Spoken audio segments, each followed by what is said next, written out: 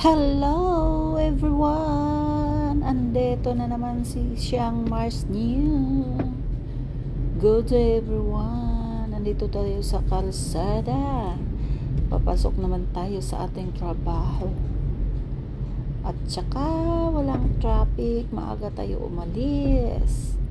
Ang kagandahan lang dito sa Auckland, New Zealand, dahil walang traffic, walang usok, at saka masasabi kong maganda talaga ang lugar na to. So kayong mga guys sa Pilipinas dyan, mag-abroad na kayo dito sa bansang New Zealand. Ayan, dahan-dahan lang tayo dahil papunta tayo sa ating trabaho, guys. Ito yung dinadaanan ko dito. Ito yung mga view. Oh, kita nyo, ang linis talaga. Diyan, yung Sky Tower na yan, Sky City na yan, Sky Tower, Sky City ng Auckland. Yan yung sentro ng Auckland. Yan yung tower na yan. So, diyan, diba? Ang ganda ng lugar. Ang gusto ko lang dito talaga sa New Zealand, sa Auckland, napakalinis ng lugar nila. Napakalinis. Hindi katulad sa ibang bansa, like sa atin, sa Pinas, na marami tayong makikitang mga papel-papel, mga balat ng candy sa kalsada. Hindi ganun dito. Pag may makita ka dito, pinupulot, linalagay sa rubbish can, sa trash can linalagay yan. Hindi hinahayaang palipat-lipat yung mga papel, no?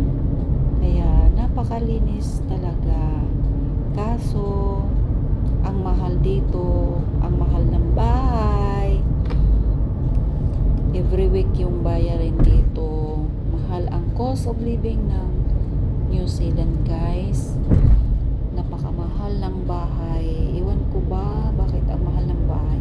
Hindi katulad sa atin sa Pinas na monthly yung rent natin. Pero dito sa kanila, every week talaga yung bayad dito ng bahay. So kung wala kang trabaho dito, wala kang ibabayad. So paalisin ka sa bahay ng nirentahan mo, dahil yun na nga, every week nga yung bayad. O tiyaga-tiyaga lang talaga. Gusto mo namang unti lang yung bayad mo, makisali ka na lang. Mag-rent kayo ng bahay, tapos marami kayo, kunyari 5 kwarto. In 600 meters, keep right to stay on State Highway 1. Mo doon kasi marami kayo. Malaking tulong na din yun, yung hindi ka nag-iisa, dahil mas maliit yung rent mo ng kwarto kesa kukuha ka ng bahay na mag-isa ka lang, tapos napakalaking bayad. 2 kwarto dito, guys, 600, may 620, depende sa area. Kung malapit ka talaga sa tinatawag nila na malapit ka sa city, o mahal yung bahay. Kung medyo malayo ka, yung parang na siya, malayo, long distance na doon sa trabaho mo, yun, may mahal, may mura din. Pero basta mahal talaga, tiyaga-tiyaga na lang. Tapos yun, para makabayad ka ng bahay, unahin mo talaga. Tapos kung may sasakyan ka, every week din yung bayad sa sasakyan. Kailangan mong bayaran yun kasi wala ka namang masakyan. Kung wala kang sasakyan, okay lang naman. Kung hindi ka kukuha ng sasakyan, okay lang din. Kasi may mga bus naman, may train. Mag-train ka. Pero kaso, abala talaga sa trabaho. Kung malayo yung trabaho mo, abala talaga kasi may ang daanan ng train hindi doon hindi naman dumadaan doon sa trabaho mo. So, kating-kating ka ng sakay. O, yun lang. Tapos kung mag-bus ka naman, ayun, maghintay ka talaga ng bus. Pero ang kagandahan lang sa bus dito, pwede kang mag-bus dahil marami naman talagang bus.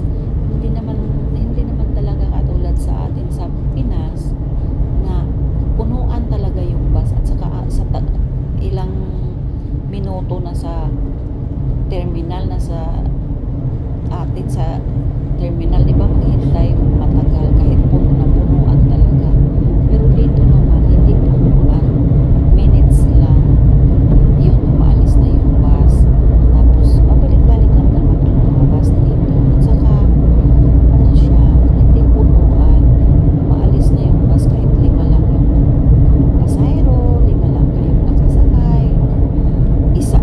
Kilometers. Use the left lane to take exit 417 for Route 21, Tristram Avenue. Ganyan lang. Saka, ako nga gusto ko mag-bus kasi may 80 card naman. Basta may pamasahe ka, pwede ka na mag-bus kaysa. Pero kung malapit lang talaga yung trabaho, pwede na mag-bus. Pero, pwede ka din kung gusto ka, magmamadali ka, tapos wala kang sasakyan. Kung mag-grab ka, pa-over ba yun? Over ba dito? O yun. Mabilis lang naman. At saka, may apps ka na over. Yun. Mabilis lang naman. Hindi ka matagal maghintay. Yun. At saka, masaya naman din. Masaya kasi magandang lugar. Pero, malungkot dahil malayo ka sa pamilya mo sa Pinas. Pero tiis-tiis lang, darating din yung time na uuwi ka na, mag-forgood ka na sa Pinas.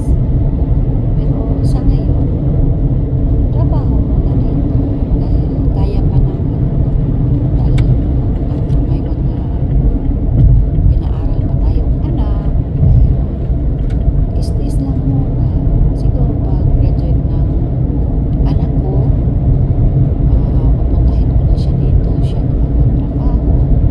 Siguro at ako ay uuwi na din ng Pinas. Saka, In 600 meters, use the left lane to take exit 417 for Route 21, Tristram Avenue. yun lang talaga. Sa pagkain naman, natural naman yun. At saka, masarap naman mga pagkain dito. Masarap yung mga karne.